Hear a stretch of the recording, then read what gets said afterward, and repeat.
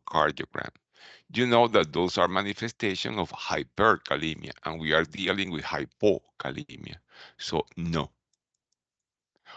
Uh, Decrease deep tendon reflection. This mean in English, you don't, in the real English, you don't have those acronyms or abbreviations without being explained previously what meant. Okay, so you have deep tendon reflex parenthesis DTR. Uh, yes, the hypokalemia produces muscle weakness and decrease deep tendon reflexes. So it's important that has muscular uh, repercussions, and it is mainly muscle weakness and decreased deep tendon reflexes. ST depression on the EKG, yes, the hypokalemia is one of the causes of depression of the ST segment.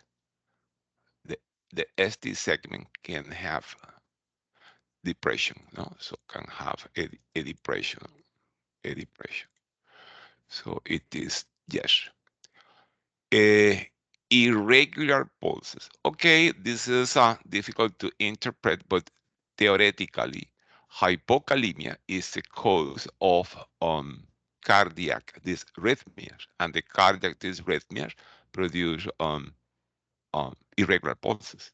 So the most logical is to say that yes, but let's see. Remember that those are questions that don't have answer key. It's like if we were in the actual English. Flaccid muscle. Flaccidity is the same as weakness. I meant it is when the muscle cannot contract and the muscle tone is decreased. So yes, the same as U wave on the electrocardiogram. You know that after this depression can appears an abnormal extra wave, which is the U wave. And so yes, and constipation. The hypokalemia produces decreased peristalsis, and the decreased peristalsis can manifest as constipation. So it is true. So take care with this detail, because sometimes there are questions that say, for example, the patients had surgery 2 days ago and the bowel sounds have not yet returned. What is important for the nurse to check to find why the bowel sounds has not returned? Check electrolytes for hypokalemia. Could be a question. Another question: the client is treated with potassium, intravenous potassium or oral potassium, because previous hypokalemia, which finding tells the nurse that the treatment looks to be working, and the answer is the client doesn't have any more constipation. The client is going to the bathroom every day. So yes, they use constipation in English. I have proof of that. Um, uh, they use constipation in English as one of the manifestations of hypokalemia. So except the first, all the others are correct. It's just a practice question. You know that cerebral applied questions don't require too much thinking, or you don't know each item. Any doubt?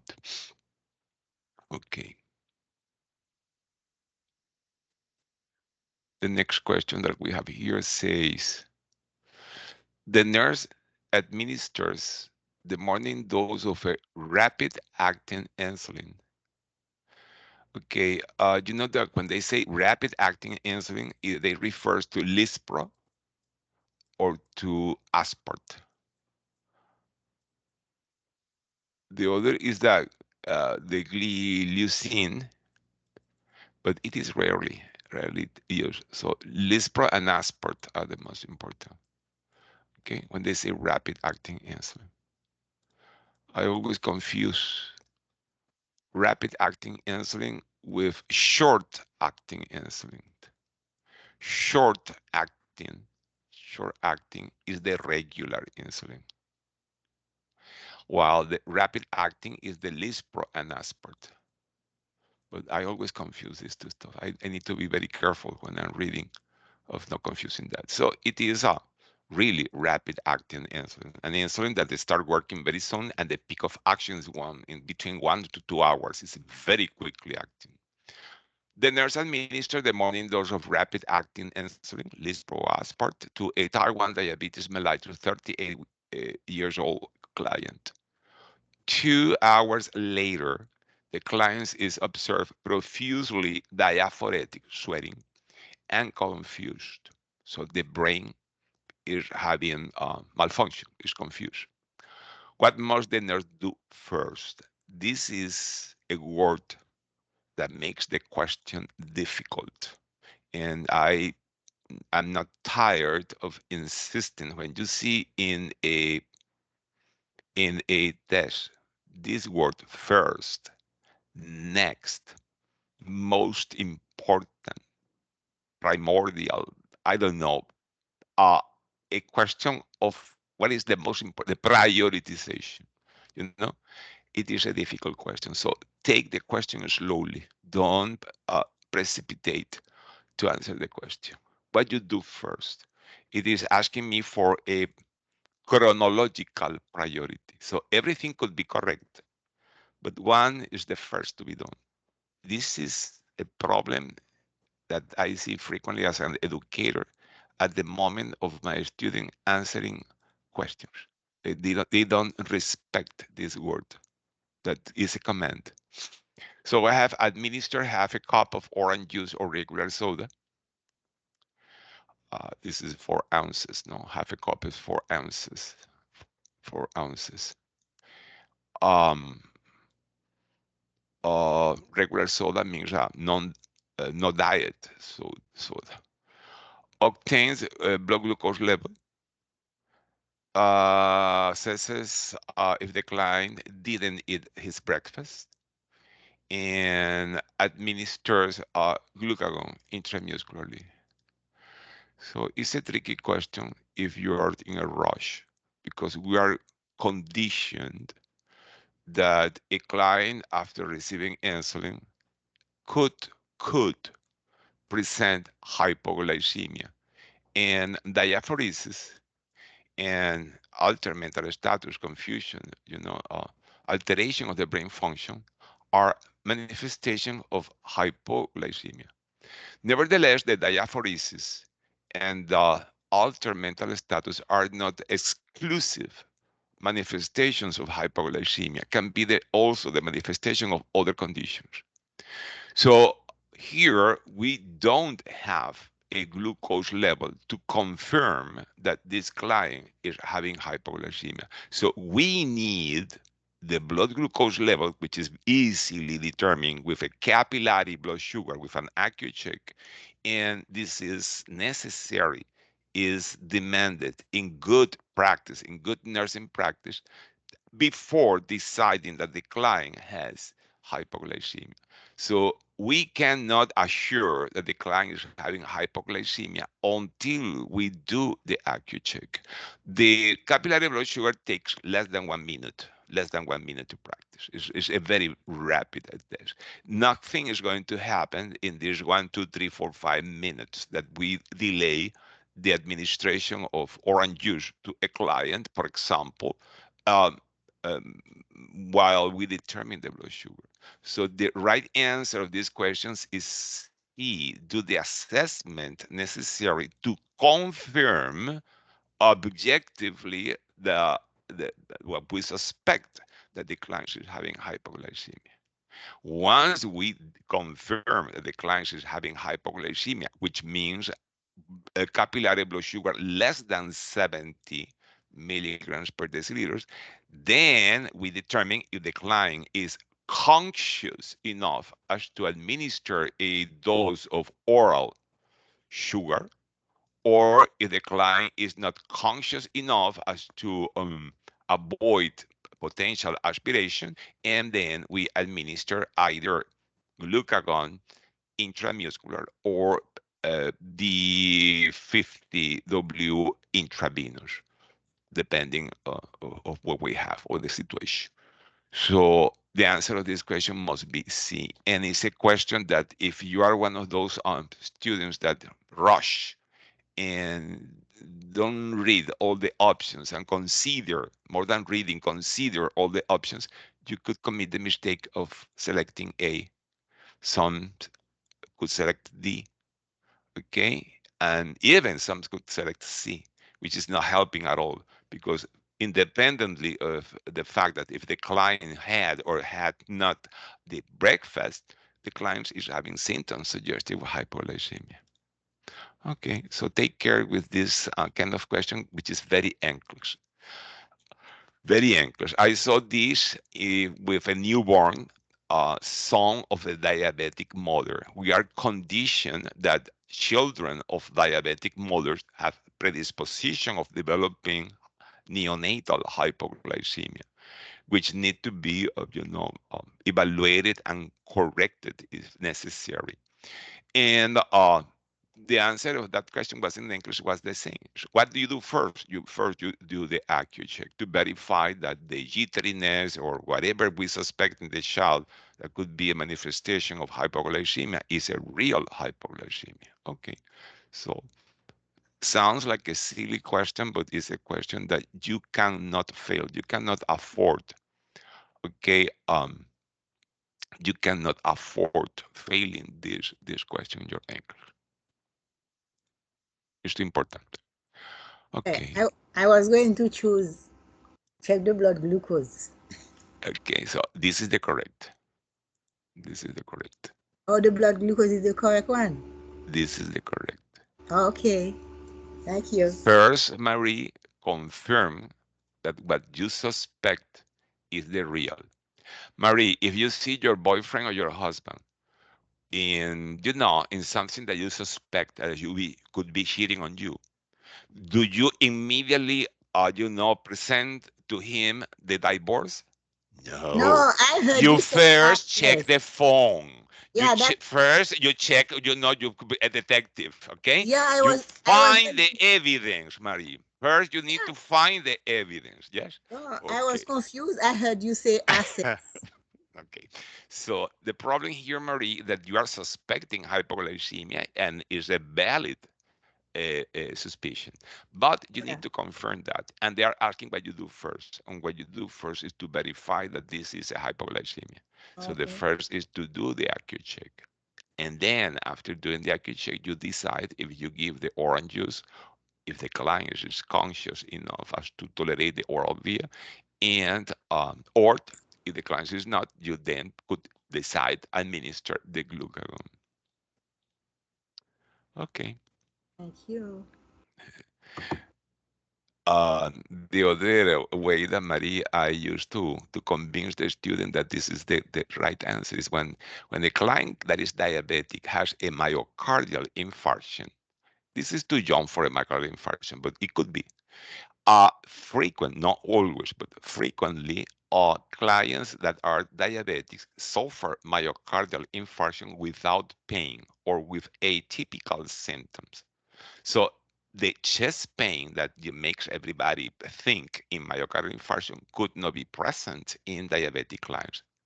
Nevertheless, as manifestation of the myocardial infarction, especially in older people, there is a lot of sweating, there is a profuse diaphoresis and altered mental status as a manifestation of myocardial infarction. And can be confused. The symptoms can be similar. And my question is always, do you treat myocardial infarctions with orange juice? So this is another way that when I have time to explain why this is the correct first to verify objectively, precise objectively, but you suspect clinically with if it is possible quickly to be verified with something so simple as an acute check. Why is the priority? What you need to do that first? As is a sarcastic way of making you accept that this is a correct behavior verified what you are suspecting, if it is possible, of course. In this case, it's easily possible to be verified because with a simple IQ check or capillary blood sugar, you can verify that. 28 hours after abdominal surgery, a client tells the nurse, that the wound feels opened. So the client is telling the nurse, my wound feels open while he was ambulating. So there is a possibility of having a dehiscence or even an evisceration in this client. Is a possibility. And then I have another question, one after other, that is in some ways similar. What would the nurse do next? In this case, the word is next instead of first. But for test purposes, at least from my point of view, they are synonyms. They are the same. First and next is the same. So you can exchange next for first, and it's the same meaning. What you do first, what you do next. And then you have asked another nurse to call the surgeon. It could be a right intervention if the client has a dehiscence or evisceration, especially if there is a evisceration, but either one. Notice that there is a difference between dehiscence and evisceration. The evisceration is much more severe than the dehiscence. The dehiscence is when there is just separation of the skin, the subcutaneous. Meanwhile, the muscular plane is kept joined by the stitches, and the viscera, the intestinal loops are not protruding. While evisceration is when the muscle level give way to the pressure, and the intestinal loops are protruding. Okay, B covers the wound with moist, sterile gauze. This is something that we have been memorizing. That is a correct intervention and sounds very attractive to us. So it's absolutely correct, the same as it is correct to call the doctor. But they are asking not what is correct, but what you do first. And then I have check. The nurse checks the operative site. So what is this? An assessment of the site. And then the last is instruct the client to flex the legs and avoid coughing. You make the patient lay down. You don't elevate the head of the bed. You only put a little pillow there, okay, a small pillow there, and then you ask the client with the dehiscent to slightly flex the lower extremities and to stay quiet, relax there in bed, okay, and avoid increasing the pressure in the abdomen because if the client is talking, the client is screaming, if the client is coughing, etc., you increase the pressure in the abdomen and the stuff is going to be pushed out, no, even more. That's why it is also correct. Okay, so it is also correct. So all the interventions are correct, but they are asking not which one is the correct, what you do first. Obviously, you are basing your interventions in the statement of the client. Who is the person that is most authorized to make a diagnosis of dehiscence or evisceration? The client or the nurse? So the nurse, the client tells the nurse what he or she thinks. The nurse must go and verify that it is what is happening and then take the decision of the others. So the answer here is again assessment. No, the interventions that we know are correct, but they are not asking what is correct. They are asking what goes first. So it's the same lesson. It is this question of first and next is are not exploring so much knowledge but common sense. If we can make a hierarchy of priorities that from the point of view of chronology, time, what goes first, what goes seconds, etc. In this case, the first should be verify that is the essence, then make the patient lay down, relax with the legs flex, then cover the the opening with the sterile moist gauze, and then okay communicate with the doctor to decide what he's going to do. If it is a visceration, prepare for surgery. It is a dehiscence of only the skin. I can tell you that frequently they leave this open. They don't because it's because it's infected, because the client has too much inflammation and too much tension, and then the doctors prefer to leave this open when it's only the skin until the inflammation and the pressure subsides, and then make a third intention uh, uh, reattachment is variable. So again, this is the anchor style question that can confuse us. If we memorize without thinking the answers that we had in our classes, in our test, that cover the wound with that, call the doctor for surgery, make the patient lay down, we lose the question because the first is to verify that the client has a real dehiscence because everything is based in what the client said, and the client is not the most prepared or trained or authorized person to diagnose that a dehiscence is happening. The nurse is doing triage on polytraumatized clients at an industrial accident. So it is on the field. It's not in the hospital. Okay, it is a triage on the field. Okay, the nurse finds a client with a penetrating wound in the chest, which makes a sucking sound each time the client breathes in. Which of the following nurses' interventions is best? Okay, it is again making the question difficult because now you need to decide which one is the best. Okay, now it's not chronological, but in quality. What is the best intervention in this situation? So you need to understand the situation. Uh, in the thoracic cavity, you have an space for the lung, and this space is covered by the chest wall. Now there is a communication, a penetrating wound that obviously make the air of the environment communicate with the pleural negative pressure of this this lung. And each time the patient breathes in, when the patient breathes in, the clients create a sucking pressure, a negative pressure, like a vacuum, to suck the air through the trachea.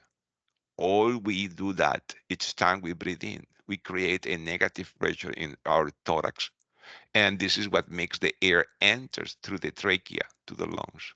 But now that they have this communication with the chest wall, also through the wound, air is entering, and each time the patient breathes in, air enters in the pleural cavity.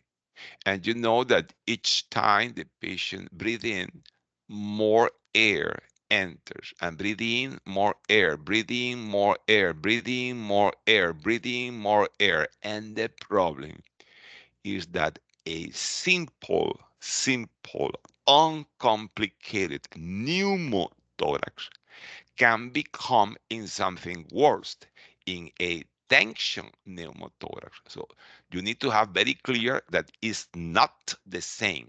It isn't the same. Pneumothorax versus tension pneumothorax. Tension pneumothorax is a life-threatening condition. Pneumothorax is an urgency that requires okay attention, but it's not an immediate threat for the client's life. But tension pneumothorax, when the pressure inside the pleural cavity is so high because so much air has already entered there that the heart is pushed together with the aorta toward the other side of the thorax through the good lung, squeezing the good lung and twisting the heart and the aorta. This is what kills the client because the twisting of the aorta and the heart producing an obstruction of the blood flow. The normal blood flow that should be flowing through the heart and the aorta, when it's twisted, is going to produce an obstruction. So an obstructive shock develops when there is tension pneumothorax. So, summarizing, what you need to understand as a nurse in this emergency situation in which you don't have yet resources, you are on the field, what is the most important to avoid a pneumothorax that is already happening here? There is a simple pneumothorax, nothing else is described. To prevent this pneumothorax converting, evolving to a tension pneumothorax, you cannot allow more air to enter. So let's see the options. Initiate a peripheral venous device with a bead gauge catheter. It is necessary, but it's not the most important. It is not going to prevent that air continues entering in the pleural cavity. Initiate oxygen through nasal cannula to 3 liters per minute. It is important, but it's not the most important. The most important is to prevent air from entering, okay, beyond this moment and preventing the builds up of pressure inside the pleural cavity. And then you have press on the wound with a gloved hand until help arrive. It sounds good. Why? Because you are placing on the hole through which the air is entering, you are placing your hand covering the wound and preventing the air from entering anymore. And the last is transfer the client to the ER as soon as possible is correct, but there is not what you can do in this moment. You cannot wait for the ambulance to arrive and the clients to be transported to that to prevent that. So you need to close this hole to prevent more air from entering. So this is the best answer to this question. This is a variation of the classical question in which this is happening in the emergency department. The client is arriving into the emergency department where we have all kind of resources, and we can find a non-porous, no, a impermeable gauze or dressing, and we can place over the hole, over the wound, we can place this dressing, okay, over this, and we are going to tape only 3 sides, only 3 sides, because it is going to prevent the air from entering. The air cannot enter because when the patient breathes in, the non-porous gauze is going to stick or attach to the hole, preventing the air from entering. But when the patient breathes out, if some air can live through the hole, can be leading through the non-taped portion. But this is another intervention. It's not mentioned here. So can you have in your anchors variations of the same concept? Yes. And this is an example. Okay. Why? Because it is in a field where the only thing that you have is your hand and gloves, nothing else. And then this is what you're going to do, because the important is to prevent more air from entering in the pleural cavity, adding pressure that transforms a simple pneumothorax in tension pneumothorax, because the tension pneumothorax is what kills the client. It's not the pneumothorax. Pneumothorax don't kill unless they become tension pneumothorax. And this is a concept that you need to master to be able to answer this kind of question.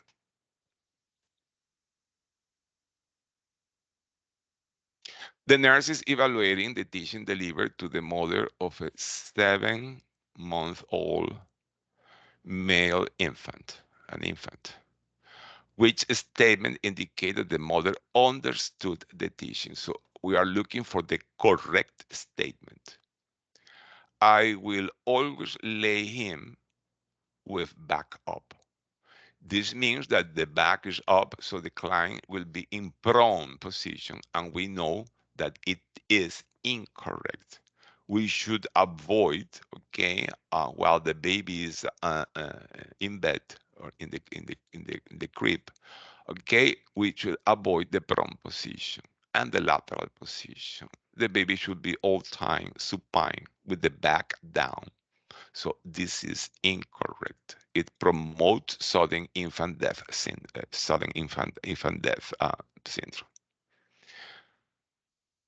I want to give him beef, chicken, and cheese one each week. It sounds correct because it's already 7 months. And after 4 to 6 months, we can start introducing solid food, and beef, chicken, and cheese are allowed in the first year of life, with the precaution of giving one by one each week. So if there is any kind of reaction, we can detect which food is producing the reaction. I like it. So probably this is the correct understanding. I will put in his crib, okay, rattles, cubes, and bright colors balls to play. The theory says that we should leave the crib totally empty. Only the baby with firm mattress, a fitting sheet, and nothing else. So it is not correct. It is um, cluttering down the crib with stuff that can suffocate the child. I will introduce rice cereal. Rice cereal is okay, but says that with 2% milk. 2% milk is cow milk, and babies less than 1 year cannot have cow milk. So it is incorrect. So the right answer is this. So if we have this kind of question, our anchors, we happy because it's an easy one. It's an easy one. It's very difficult that you fail this question. The nurse making rounds with the physician notices that he or she didn't sanitize the hands before and after examining clients. Okay, it is not rare from happening. Okay, even you can see that in nurses, etc., CNAs.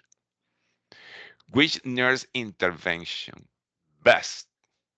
Again, this word makes the question difficult because maybe the interventions are good, but you need to find which is the most good, the best, and which nurse intervention define the concept of non-maleficence. So what means non-maleficent? Don't harm. Okay, don't produce harm to the client. This is the concept of non-maleficence. Okay, whatever you do or you don't do is to avoid harming the client. So let's see. And they are asking the best. Discuss in private this behavior with the physician after the round. So notice that if you do that, which is okay, but it is after the round, so the harm was already done. So I don't like it for that reason. The client already received the bacteria that were in the hand of the physician. Post a sign reminding hand washing on every room's door.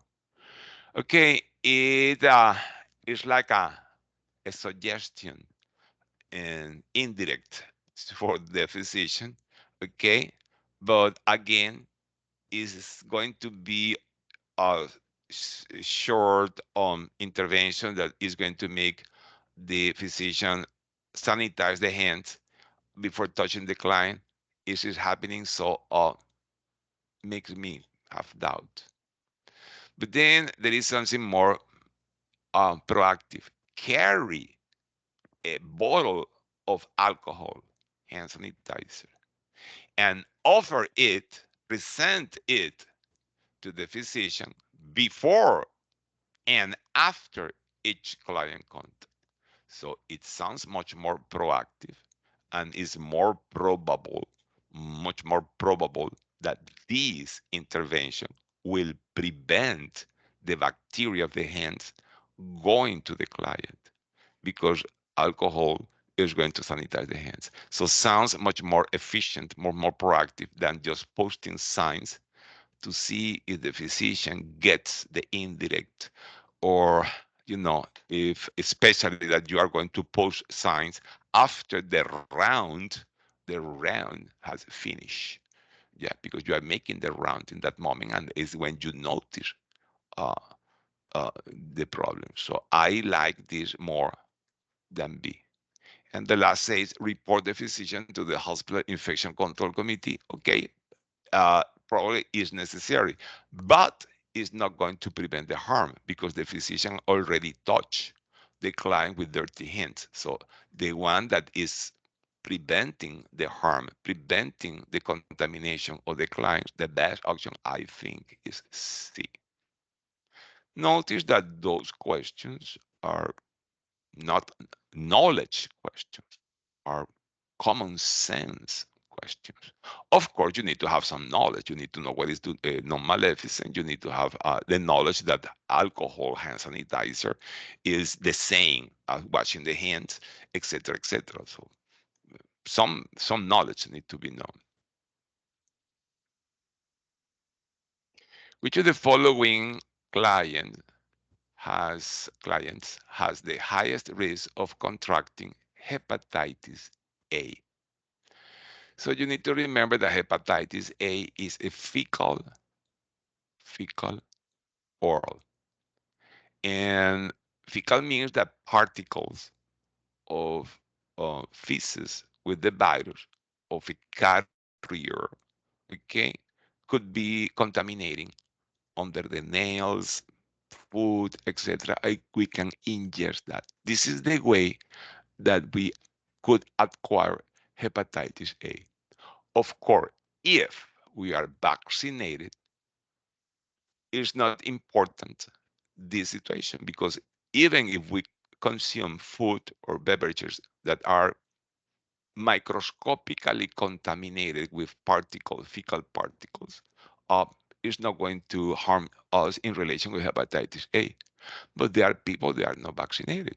Okay, there are people that are not vaccinated. You know that there are children having measles because are not vaccinated. The same way that hepatitis A, which is not a mandatory vaccine in the schools. So the question is, who of these four clients has the highest risk of catching hepatitis A? Hepatitis A is rare in the United States. First, because it's a very clean country. Sanitation is enforced. And second, because a grand part of the population is immunized, and the herd immunity is protecting others. That's why it's not frequent. But hepatitis A is a hepatitis. This is that when it's seen here in the United States, it's seen mainly in young people. In young people. Okay. Um, so diabetic clients who share the same blood monitoring machine. Sharing the same AccuCheck machine could be a source of contamination of blood. And blood is important for blood-borne pathogen, for hepatitis B, for hepatitis C, and for hepatitis D, that are the blood-borne pathogens related hepatitis. So we can rule out this because we're talking about hepatitis A. The same for the hemodialysis unit. The hemodialysis unit, there is an abundance of blood that favors the possibility of a mistake, okay, a failure in the standard precaution that could produce a contamination. And it is important for hepatitis B, C, and D, but not for hepatitis A. That's why we rule out these two options that are true, are real, but for hepatitis B, C, and D, not for hepatitis A. So now we have a client who consumes fish, sushi, shrimps 3 times per week, and a teacher who works with a daycare with preschool toddlers. The important here is to know that many of the preschool toddlers are still diapered, are still not potty trained. And then feces are abundant, are abundant. Incontinence are prevalent. And we know that raw, raw shellfish, okay, raw shellfish could could also be a source of hepatitis A. So we have these two options. We need to decide. So notice that here they are talking about fish, which is not shellfish. Sushi, that generally is a tuna, is a fish stuff, and shrimps that usually are consumed cooked. The raw shellfish are mainly the oysters, is the most common source of outbreaks of hepatitis. That is not frequent, it's rare.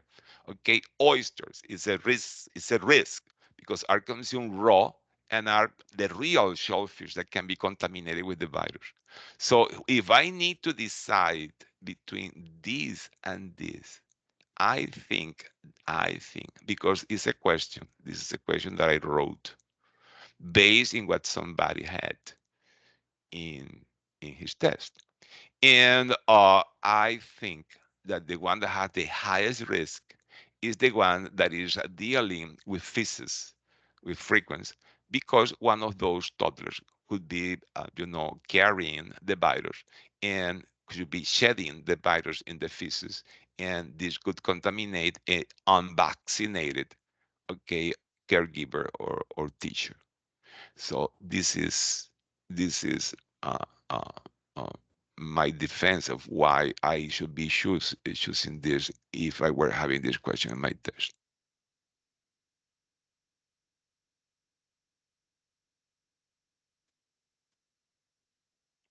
Which emergency department client cannot be allowed to sign against medical advice discharge?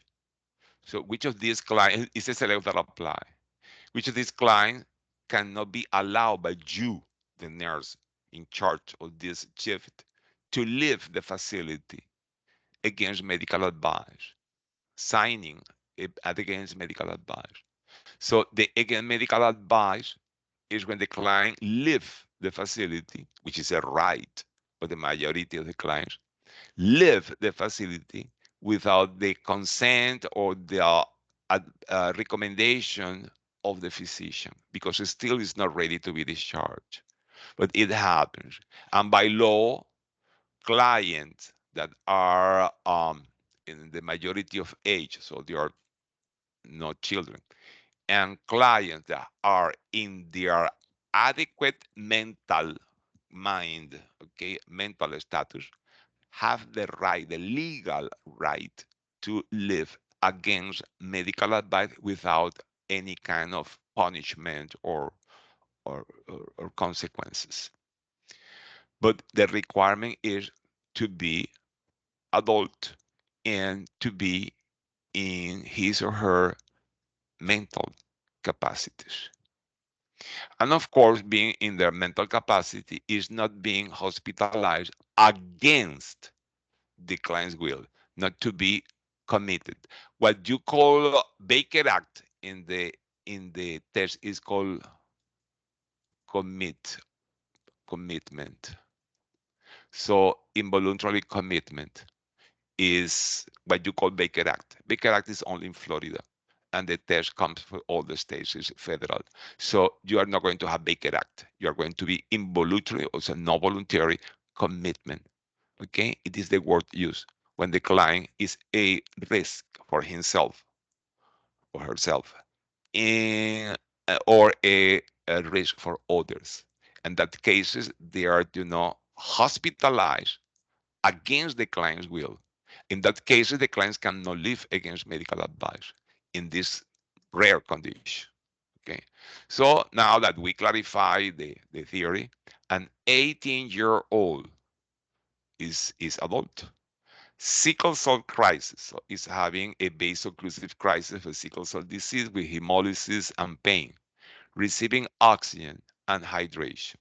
Okay, this client is in his or her mental capacity and is adult, can live. And we are looking for those who cannot be allowed. This can live if wanting. Client who drank 1 bottle of vodka an hour ago, so he's drunk, he's intoxicated, and presents hypoglycemia. So the brain of this client is not in the capacity of taking decision. So we cannot allow a drunk client, a client that is out of his or her mind, to live against medical advice because is is a safety issue that we cannot allow the client to live. So this client cannot live until recovering of the alcohol intoxication and from the hypoglycemia. The brain is not in capacity of taking this decision. We cannot allow this client to live. One quick question, Sure. Professor. What if that client has a proxy and the proxy want the client to get out of the hospital? Or can we stop the proxy? A client that has what? A proxy,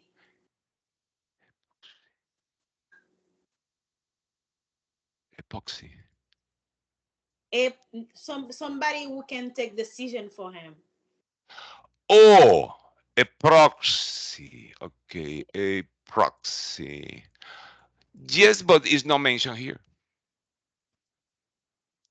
If if you want to write the question, okay, uh, you can introduce this element, which is going to make the question more difficult. Okay, I accept that, but it's not stated here. Is a client the one that can or not or cannot sign for for living again medical advice. Okay, so don't introduce an element that is not in the question. If the client has a proxy and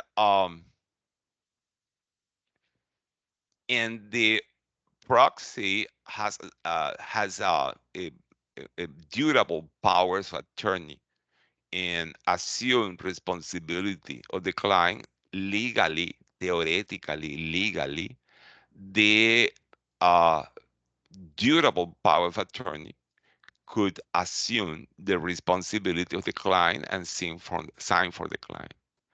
But this is so complicated. Remember that my mind is centered in Nclex. My mind is not centered in the real life situations. Because the real life situation, you are going to learn that when you get your license. And you are going to learn that better than me. But my mind is centered in Nclex, and Nclex uh, doesn't use to make so complicated question that probably you need to consult with the supervisor, and maybe the supervisor is going to call the legal advisor of the facility to take the decision because it's so complex, this scenario. So don't worry, forget it. What you need to know that somebody that is intoxicated cannot live against medical advice because it's not in his or her mental capacity. Okay, but yes, a proxy could probably, probably, okay, being authorized to take responsibility for the intoxicated client, but need to be designated, need to be have a designated proxy, and and and that's it. Okay, but the important here is who can live against medical advice. Adult in his or her mental capacity is the same as who can sign consent. Adult with few exceptions and um, um, in their mental capacity. So this client is not in his mental capacity. 1 hour ago, drank a complete bottle of vodka and is having hypoglycemia, which also altered the mental status. If you allow this client to live and something happens to this client, you are liable. You cannot allow this client to live. Um, Client who is hearing voices, a voice command to kill a coworker. This is an indication for commitment, for involuntary commitment. So this client cannot be left to allow to live. Why? Because is is not in his mental capacity. Is having, okay, is a risk for others, has a homicidal risk, and this is one of the indication of Baker Act. Is one of the indication of commitment. So you cannot allow this client to live. Client diagnosed with bipolar 1 mania, who has not eaten in the last 5 days. 5 days without eating anything. This client is a risk for him or herself, and is starving, and for that reason is with a psychosis, and the psychosis is decompensated, so it's not in his or her capacities to live against medical advice. A decompensated psychosis in this scenario cannot live against medical advice. It's not in his or her mental capacity. And then we have a 70-year-old client, an old client, with chest pain and ST elevation in the EKG. So apparently is having a myocardial infarction. But they don't say anything here that the client is not in his mental capacity. Okay? He's 75 years old, but it doesn't mean that he's out of his mind or her mind. So this client can live against medical advice, even having a myocardial infarction. Which one, this is not a question, but which one is the responsibility in client A and client E? Your first responsibility is to educate, is to make those clients aware of the consequences of living against medical advice. And after you explain and you verify that the client understands, is when you can allow the client to sign, okay, the against medical advice discharge. And you need to document that you did this education, this education. And even other responsibility that you have, you need, before the client leave, to contact the provider, I mean the physician. Because even if the client is living against medical advice, the physician will order in the pharmacy medication to mitigate, to make the less severe possible the consequences of living against medical advice. There is nothing wrong in that. It's not true that the physician don't give indications or prescriptions to clients living against medical advice. Has been tested. You should contact the doctor because the doctor probably will provide outpatient recommendations. And the last is that insurances, the third uh, uh, payer, uh, don't punish the client for living against medical advice. They cannot do that legally. So they cannot deny, okay, covering the expenses of the client because it's living against medical advice. Those are the elements of medical living against medical advice or discharge against medical advice that we need to know for legal question, simple question. Don't complicate the question. The legal questions that we have in NCLEX don't require calling the hospital lawyer, the legal department. It's not necessary. Are very basic, like those examples that are mentioned here. The same as who can sign consent. And simple. Don't complicate. Don't create difficult scenarios in where you need to consult with a supervisor or with a legal department because it's too complex. Okay. Right. Uh, those are not the classical question in your English. Basic question, yes, like this. The nurse observed the asthmatic client using the peak flow meter and obtaining a measurement of 80%. Okay, remember that the client should do that 3 times and then take the best of the measurements. So the best of the 3 measurements done at the moment is 80%. The clients will blow in the peak flow meter device 3 times and is going to choose the best, okay, of the 3 determinations. So the best determination was 80%. You should know that 80% is normal. From 80 to 100% is normal. The client is okay. The client is having a good, you know, movement of air in and out. The client has a normal ventilation. There is no bronchospasm. But the question say which client's statement requires follow-up.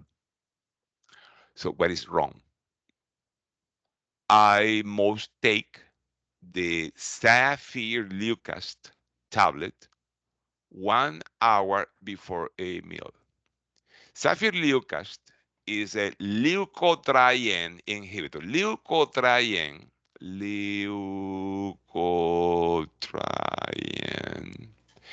is something produced by the white blood cell, by the leukocyte.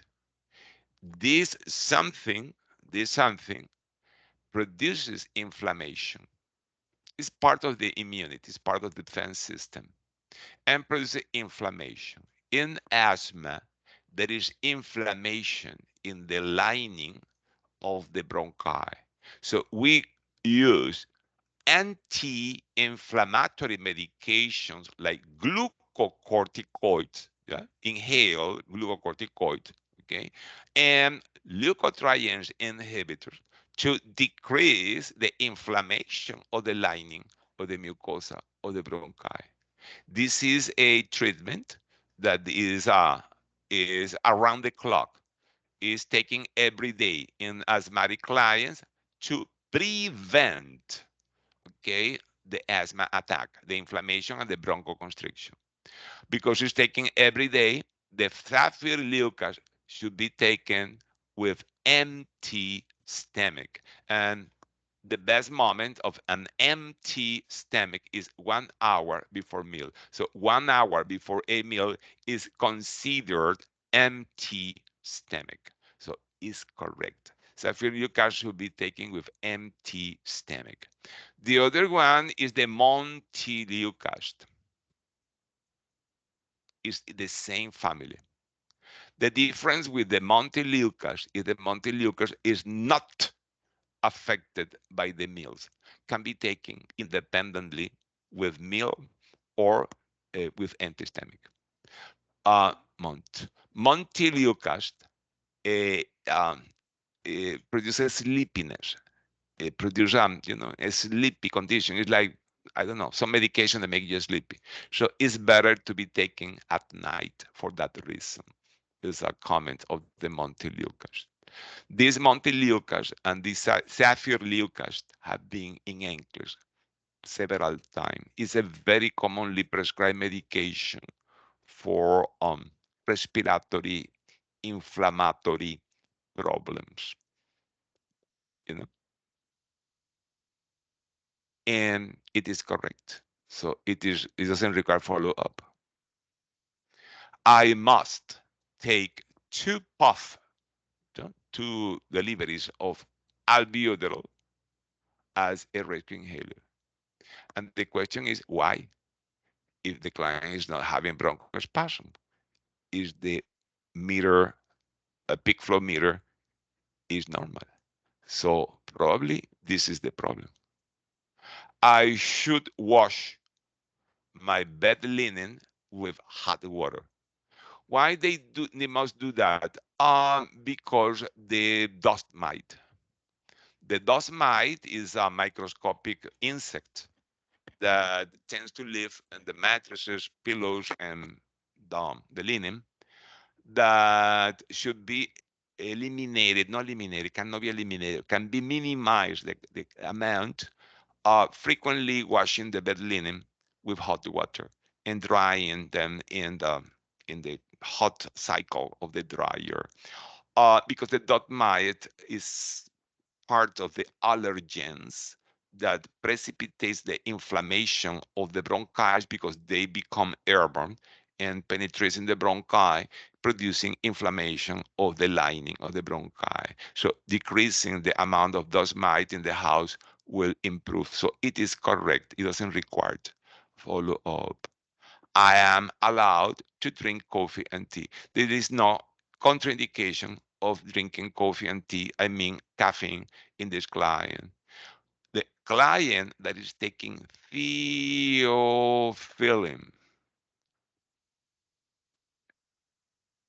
theophylline, okay, is the one that should not be drinking too much caffeine because theophylline and caffeine have, potentiation. It has this potentiation of the toxic effect. And the client's not taking theophylline. So there is no contraindication. So absolutely, the answer is B. There is no need of using the rescue inhaler if the client is not having bronchospasm. It is used when there is symptoms, when there is bronchospasm. It's an unnecessary dose of albuterol. The nurse suspects that hepatotoxicity is developing in an African American client, a black client, who is on a statin. In what area of the body should the nurse assess for jaundice? It's a classical question of assessment that in black clients, the correct site to assess for jaundice and for anemia is in the buccal cavity. Eye sclera, palms, and salt and eye conjunctiva can have pigmentation that makes it difficult to evaluate paleness, cyanosis, and jaundice. But the oral mucosa is going to be the best site to evaluate those changes in the coloration of the mucosa and the skin that are important for diagnosis. This is a classical question of assessment that all we know. Which statement illustrates a correct understanding of positive and negative symptoms of schizophrenia? We need to know that the positive symptoms are symptoms that are incorporated, added by the disease, where are symptoms that were not present before the disease and appears when the disease developed, the schizophrenia. Well, negative symptoms are um, skills, characteristics that are lost by the disease, where characteristic skills of particularities of the personality that were present before the disease and then are lost when the disease appears. Okay.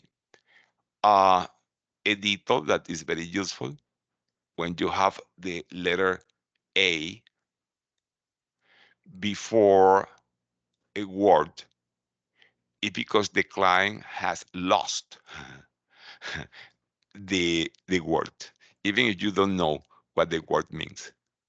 So the students that are smart and want to have an easy rule for the loss negative symptoms of something, look for the A word, no? The A word, yes.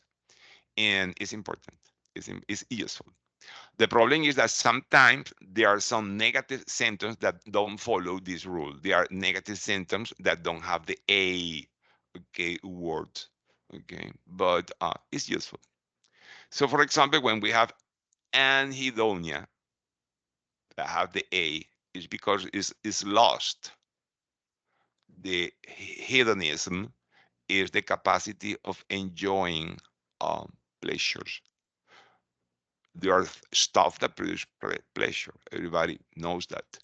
And uh, when you lose the capacity of enjoying pleasures, then it's anhedonia. But because it's the loss, it's a negative symptoms, and here it say that it's a positive symptom, which is incorrect.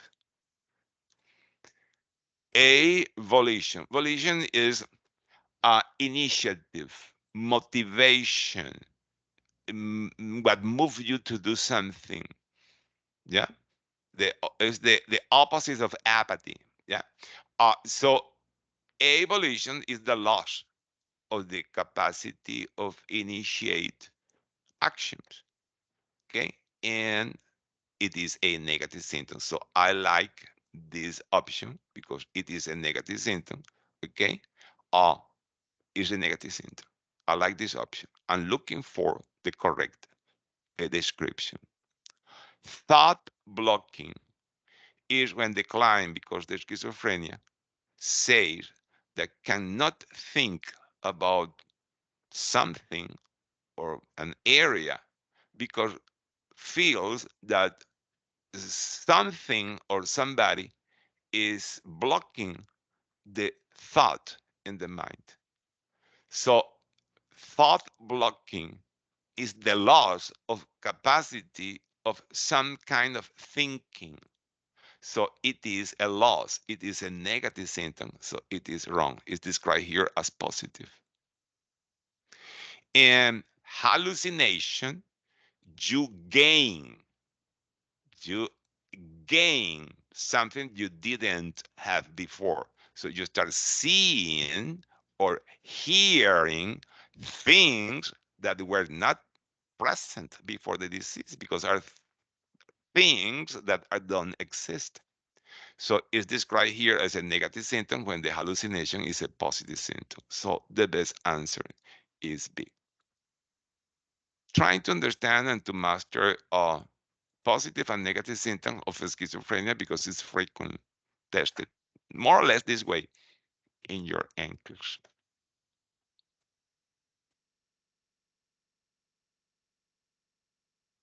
Uh, this is a new generation question that says the nurse working at the outpatient pediatric clinic is performing an admission assessment for a 7 years old child who is accompanied by their parents. Uh, the child reports right ear pain for 3 days. The nurse documents the following assessment findings. Client reports right ear pain for 3 days, described as constant, aching, non-radiating, denies dry mucous membranes, eye drainage, so denies all this stuff, no? Denies nasal drainage or throat pain. The oropharynx is pink, moist, with not redness, swelling, or exudate. Reports no sick contacts and has been attending full days of school. Reports swimming daily for the past week. Denies neck stiffness, no swelling on the neck or swollen lymph nodes. Denies cough, wheezing, difficulty breathing, long sounds are clear. Tenderness noted on palpation and manipulation of the right auricle with ear canal erythema. No discharge, left auricle non-tender. Immunizations up to date. But the question is very simple. The question says, complete the following sentences. The nurse determines that the child is experiencing otitis externa.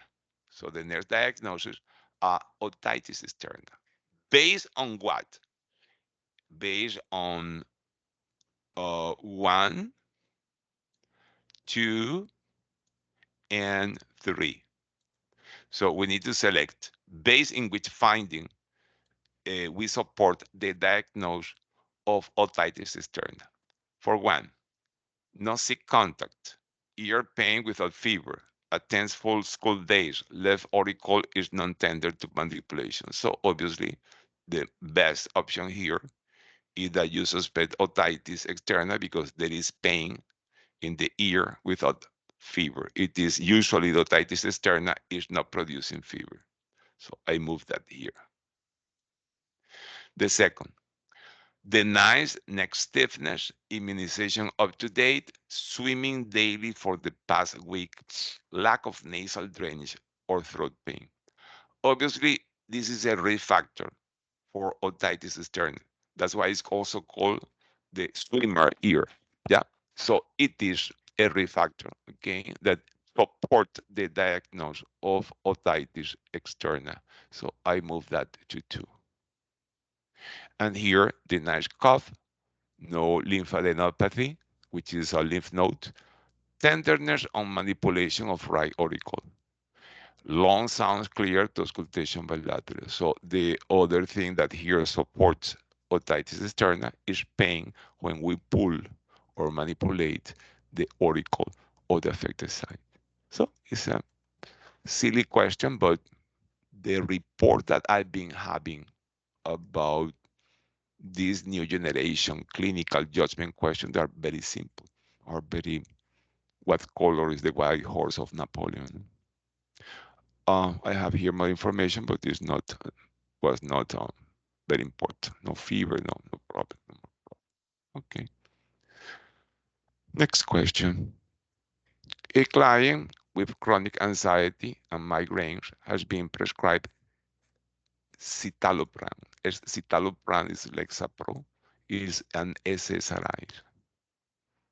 SSRI, a selective serotonin reuptake inhibitor. Which of the following statements represents a correct understanding of the teaching of this medication? So what is correct? Improvement will be evident within the first week of treatment. This is incorrect. It is too soon. You need to explain clients that this kind of medication produce effect after a while, usually 3-4 weeks of initiated. So this is not understanding, is not correct. The client may experience sexual dysfunction. You need to know that the SSRIs produce with frequency sexual dysfunction. Which one? Decreased libido, impotence in males, and lack of orgasm and orgasmia, okay, in the client. So you need to warn the client that is one of the prices to pay, okay, to improve other symptoms. So it could be the right option. Phenelzine, so it is assuming that the patient was taking phenelzine previously, must be continued as ordered. Phenelzine is a MAO inhibitor. A MAO inhibitor cannot be combined with SSRIs. So it is incorrect. Okay, it is unacceptable. It's very risky, can produce hypertensive crisis. And as a matter of fact, if the client was taking phenelzine, MAO inhibitor, as stated in this option, the client needs to wait 14 days, 2 weeks, without taking the phenelzine to initiate the escitalopram. Needs a washout period, okay, to initiate, because it's very risky to combine the two medications. Sumatriptan can be used if experience a migraine attack. Okay, I review this option. In yes, sumatriptan can be used with minimum interaction with the SSRIs because they are not described, okay, that precipitate serotonin syndrome or something similar. So can be taken. So obviously the best answer of this question should be the sexual dysfunction that is well known, that is produced by the SSRIs.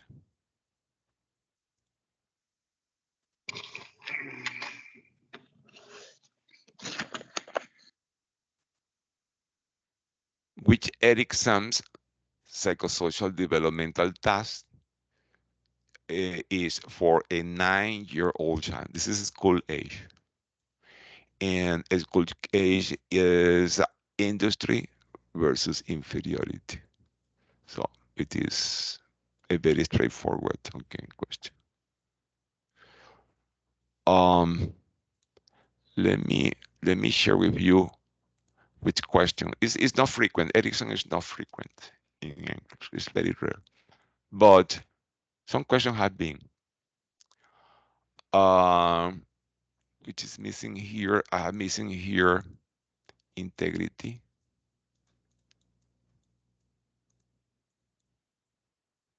versus despair. This is the stage in which I am in this moment of my life. Integrity versus despair. Identity versus confusion is the adolescence. It is an old person. This is an adolescent. Initial versus is the preschool. Huh? The preschool, the terrible preschool. Preschool. Um, Industry is school age. We already say that. School age. Autonomy versus channel doubts is toddlers. Toddlers. Okay. What is missing here is the young adult. The young adult. The one that is not teenager but is less than 30. The young adult. Young adult. This is how you call that? I always forget the name. Isolation versus intimacy. Okay, intimacy versus isolation.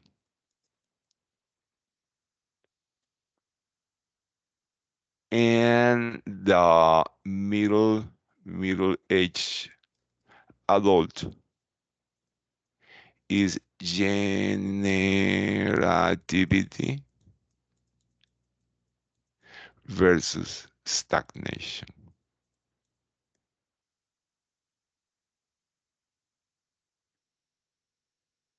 If I say that I have a 50 years old male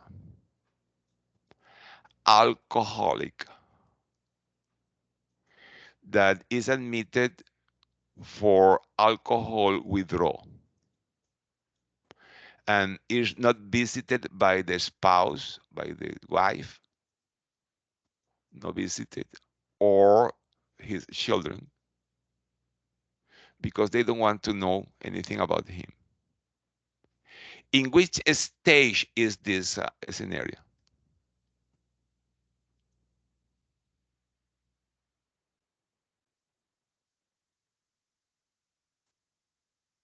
Is the way that English made the question. Okay, I noticed that you don't like that too much. Okay, 50-year is a middle age adult that should be between generativity versus stagnation. What is generativity?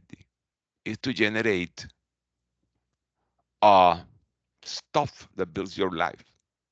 What is generativity? Generativity has an important component that is economic. So you already get your license, you already find a job, start working, start making money, start saving money, buy a house, buy a car, or maybe initiate a retired saving account. Maybe you save for your children to go to college, and you develop expertise in your profession as a nurse, and then your curriculum is is solid. So now you can apply to other jobs that have better pay or you like the most. Um, and then you build a family, you raise your children. Your children are the, the result of your work, of your yes, of your dedication. So you are generating, okay, stuff, good stuff. What is stagnation? You are stagnant. So you don't prosper in your profession because you become, I don't know, maybe in this case, an alcoholic. Yeah. and you are fired, maybe your license is suspended because DUIs and etc. etc. And then your family, you behave so bad with your family doesn't want to know anything about it. So this client in this situation is in stagnation. It's to make you understand how it's tested on Ericsson in NCLEX. If I say I have a 78 woman who is the single mother of 3 children, and she raised the 3 children working as a maid, okay, as a maid, yeah, working very hard as a maid. But the 3 children went to college and graduated. So one is a lawyer, the other one is a nurse, and the other one is, I don't know, an accountant. In which stage is this woman? A single mother that worked all her life with as a maid, never passed beyond, okay, third, fourth, fifth grade, and has 3 children that are professionals. In which stage is you think is this woman? Integrity versus despair. But is in integrity or in despair? Because you need to choose now between the two verses. Yeah, isn't this okay? This is the stage, the integrity versus is the stage that I am in this moment. All people, we are in this stage. This woman, try to think a little because this was exactly the example that was in English. An old lady, single mother, working all her life very hard, made hmm, sometimes humiliating work, but she raised 3 children and sent the 3 children to college, and the 3 children graduated from college. How do you think she feels? Proud of herself or in despair?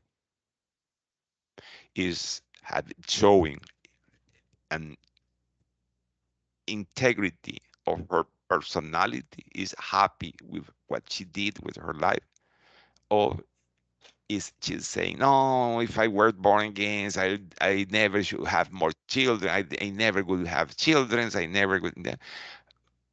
Obviously, this woman should be very proud of herself and is in integrity. So this is the way that is tested in English. Another question that I know in English: a 70 years old man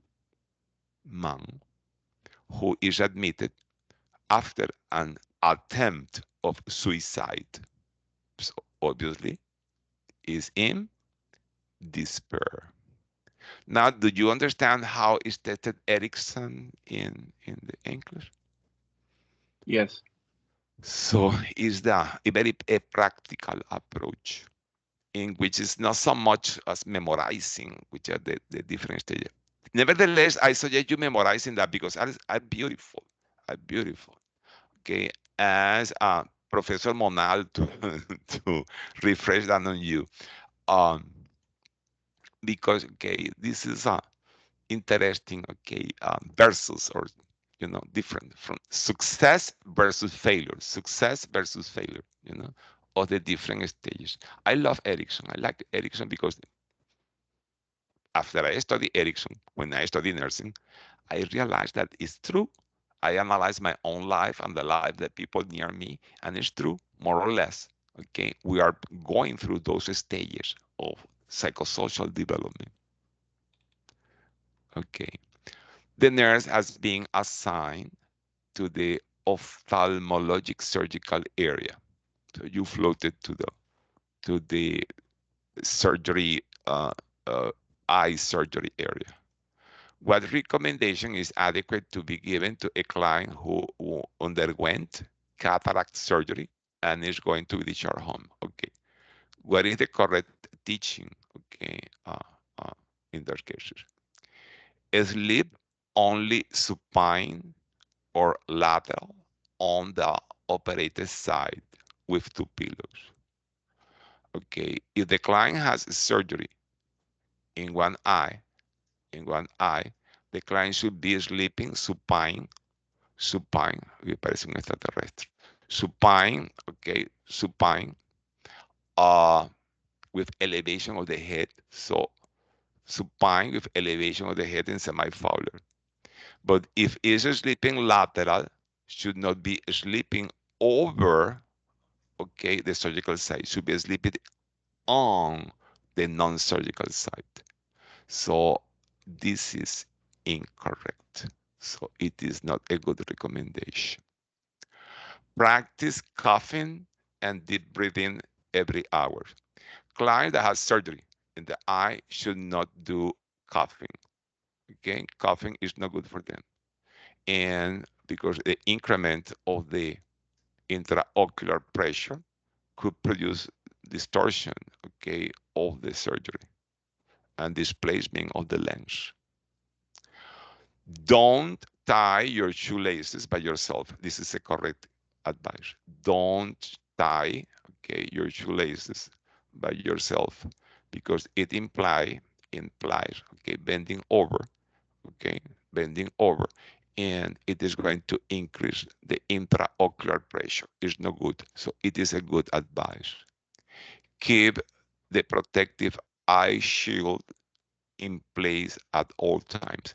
Eye shields are like a special of cups, plastic cups that are placed over the eye with a tape at night only.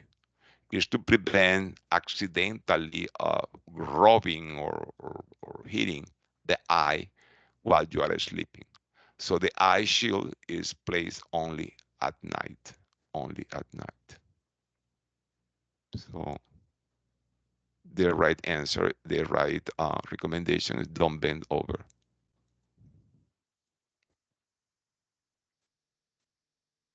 The nurse is responsible for the care of a client with a femur fracture placed in box traction in preparation for surgical open reduction internal fixation. So it's going to have orthopedic surgery to repair the fracture the next day. But meanwhile, um, wait for the surgery is going to be placed, okay, in box traction, which is an skin traction. Which interventions should the nurse take cerebral apply? And I have several interventions. The weight must hang freely over the edge of the bed. The bed is placed in Trendelenburg position. The foot of the bed is elevated. The head of the bed is elevated. A pillow is placed under the knee region. The client is turned from supine to lateral every 2 hours. A pillow is placed between the knees when turned lateral. The ropes or the rope is kept free of knots and entangles. So I suggest in that case, let me see, seeing this video. Let me see if I can project this video.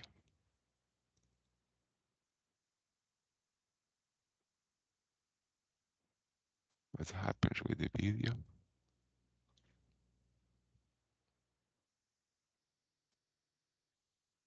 Okay, it's here. No?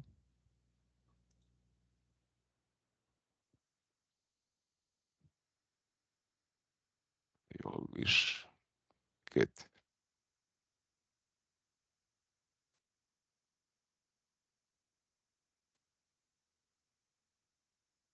Ah, it's only one click. Okay.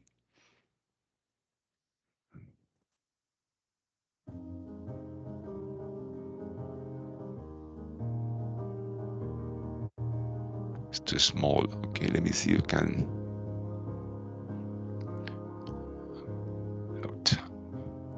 It's too small. Just a moment, guys.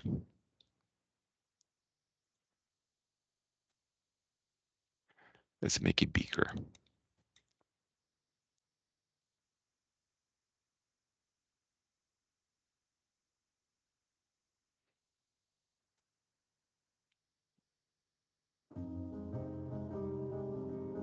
Okay, much better.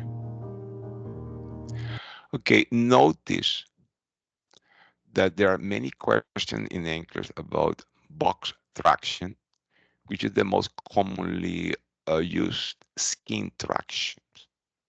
And the only way of being able to answer all those questions is to understand what is box traction. Understand that this client has a fracture or a bone, and the bones overlapping, are overlapping one over the other, okay, because the fracture. And there is an spasm, a contraction of the muscles that are around the muscle.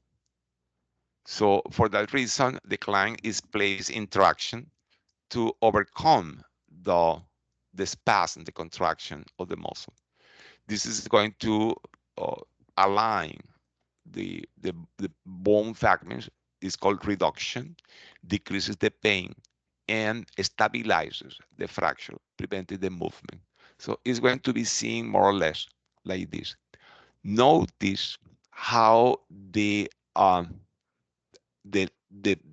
feet, how the feet of the bed is elevated to prevent the client from sliding by the pulling action of the ropes of the weight. Okay.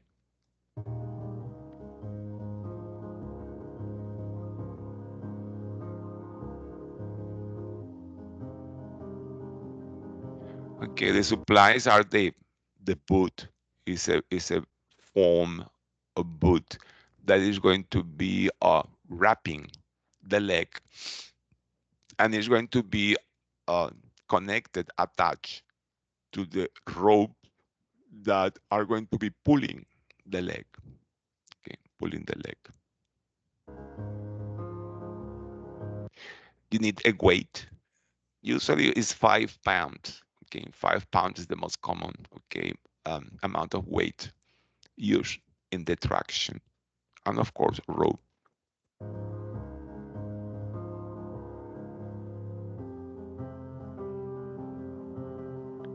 It's important that when a client has a hip fracture or femur fracture, the extremities shorten and the foot is dropped laterally in supination. It happens when there's a fracture. So this is more or less the position of the leg. But when you do the traction, always the legs should be aligned. So the separation between the hip is the same separation between the knees and the same separation between the ankles to keep the legs aligned, not open, nor closed, not in abduction, abduction, nor in neither in abduction or adduction. So neutral. After the surgery is when we keep the legs separated. I mean, in abduction with a pillow between the legs, with an abductor pillow. But before the surgery, when the client is in traction, the legs should be straight and aligned side by side. But after the surgery, we keep the legs separated. I mean, in abduction, in abduction.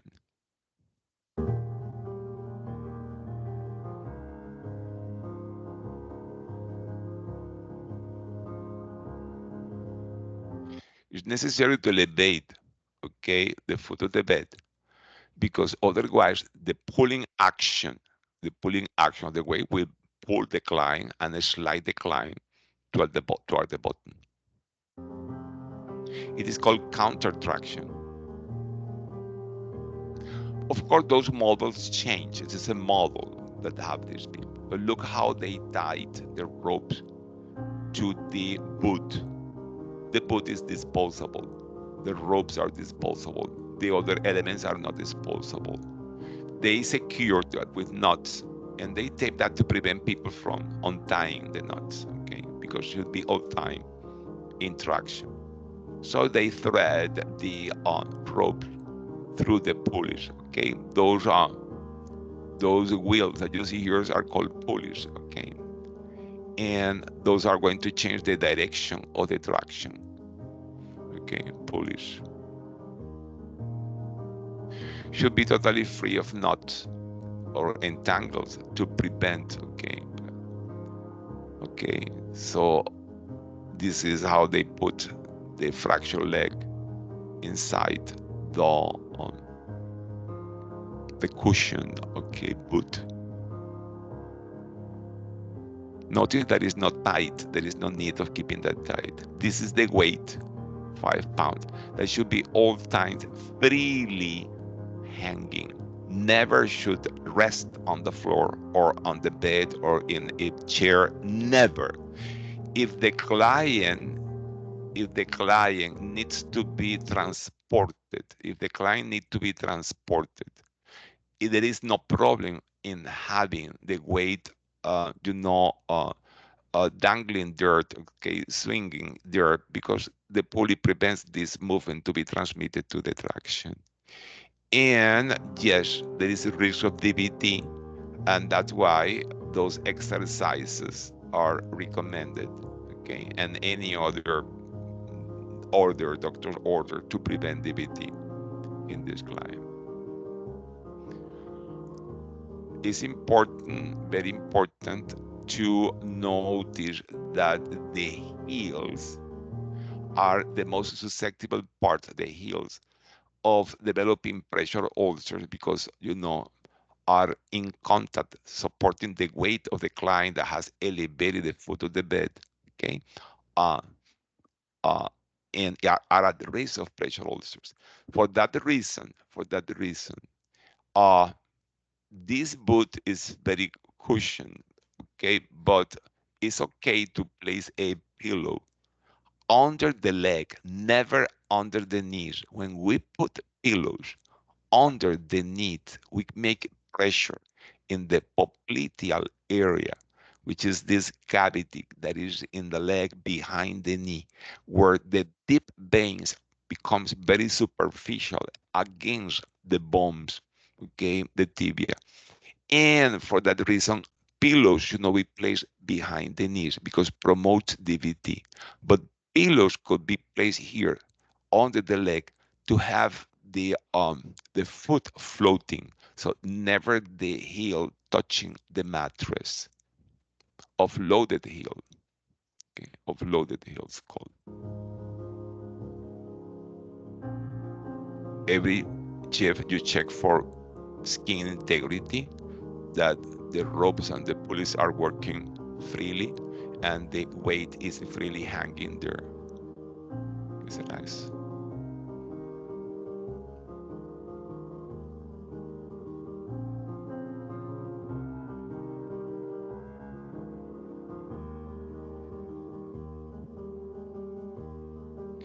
Notice this. While on traction, the client must be changed position every 2 hours to prevent sacral pressure ulcer, etc.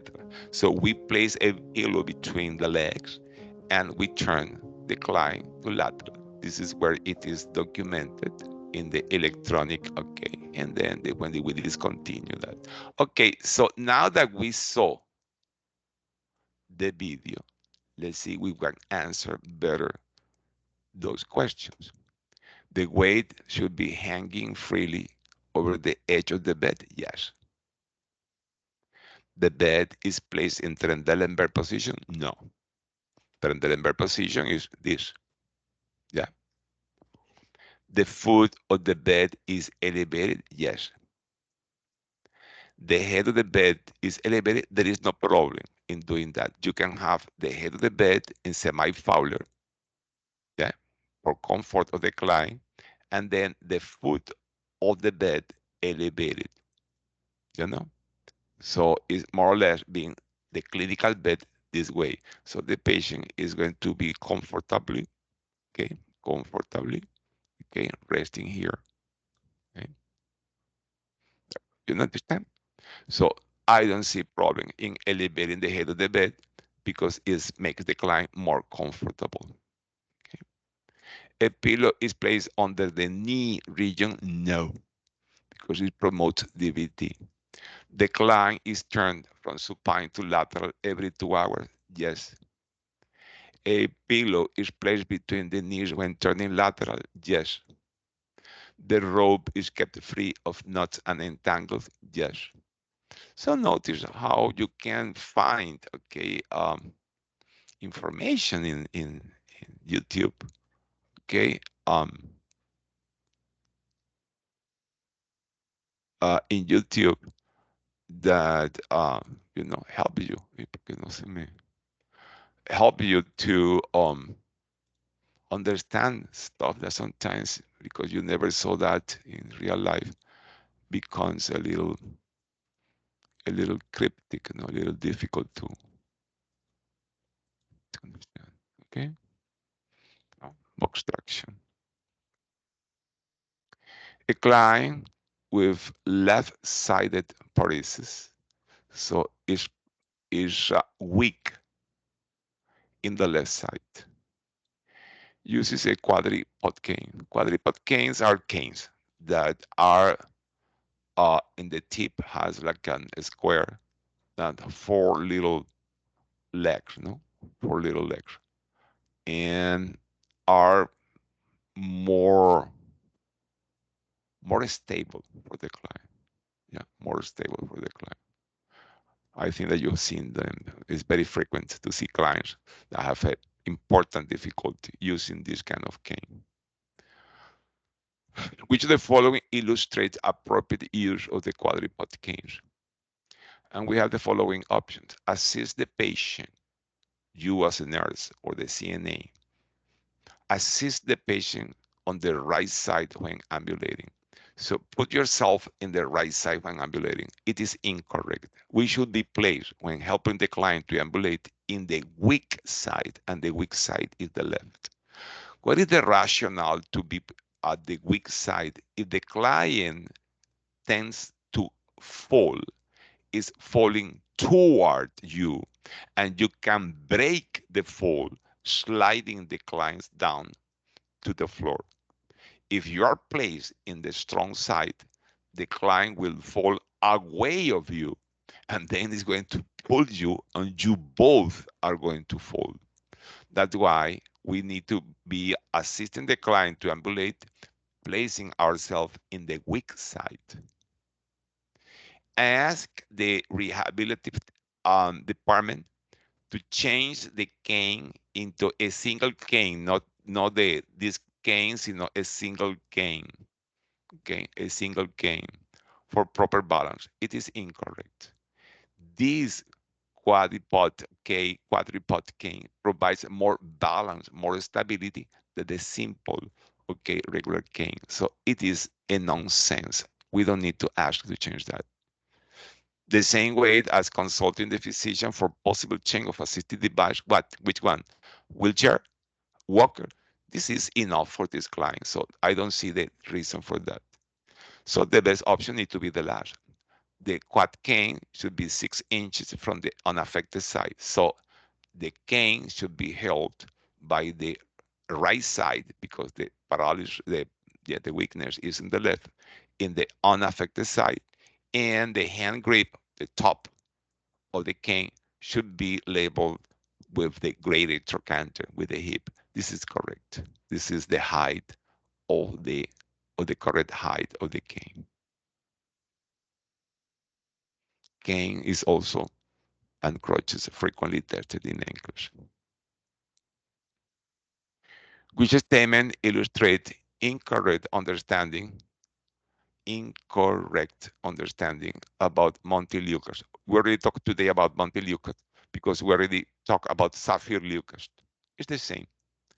I will continue to take this medication even if I'm feeling okay. It is correct.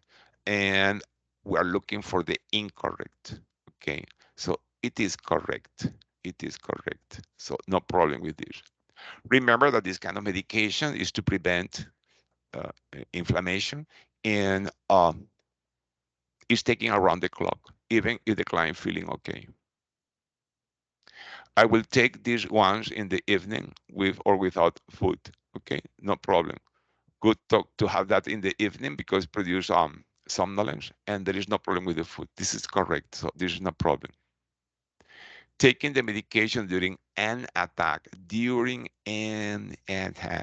it is incorrect. Those medications are not taken during an attack. Okay, and the last say this is an anti-inflammatory medication. It is correct. So this is the incorrect statement. And the last says a nurse is reviewing a case of iron deficient anemia with the provider and a possibility for an iron preparation to be given by the parenteral route. Guys, parenteral route is with a needle, with a shot. Okay, can be subcutaneous, not iron, but any parenteral route could be subcutaneous, intradermal, intramuscular, or intravenous. But in that case, for iron can be intramuscular or intravenous. The nurse plans to give the medication by which the following route. So this is incorrect. All is not because this is enteral, not parenteral. Deep gluteal intramuscular injection using Z-track, this is correct. Must be the answer. Let's see the others. Intramuscular in the deltoid. No, we don't put iron in the deltoid. Okay. Subcutaneous, no, we don't give iron subcutaneous. So the answer is B. Sorry, guys, but those are the questions that I have for you today. Do you have any questions? Or have something that you want to discuss? No, it's fine. Are you okay? Okay. Well, um, I wish you, if you are still taking finals, is enjoying the final week, I wish you the best. And if you are ready for your English, I hope that you pass the first time. Bye bye, guys. Thank you, Professor. Thank you.